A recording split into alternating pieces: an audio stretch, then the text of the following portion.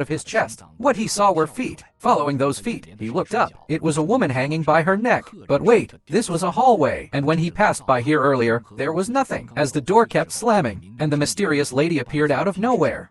My uncle bolted back to the duty room. He locked the door behind him. But when he picked up the phone to call for help, the line was dead. There was no sound coming through. And then, the door to the duty room started banging from the outside. He was about to cry from fear. Normally, he wouldn't spend money on a phone, but now, he regretted it so much. And now the phone was useless. He wished he had bought one. He was in deep regret, as the banging continued. Suddenly, the TV in the duty room went from showing images to static. Then, a terrifying face appeared on the screen, staring at him intensely.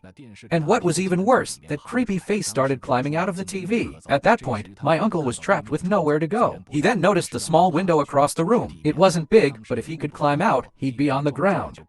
He scrambled out and tried to climb through, but when he looked down, instead of seeing the ground, all he saw was a bottomless abyss. He couldn't figure out why the window was so high up.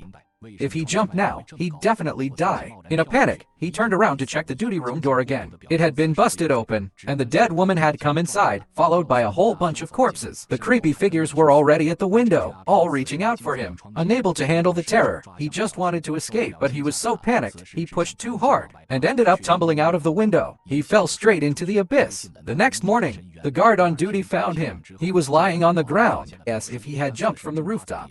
Later, the morgue reported it to the police. The conclusion from the coroner was that shock from the height and impact caused it. Now, my uncle's in a vegetative state. Then the coroner traced the leftover alcohol in my uncle's system. It led them to a small illegal distillery. It was concluded that he was just drunk, which led to hallucinations. The whole thing was just too bizarre.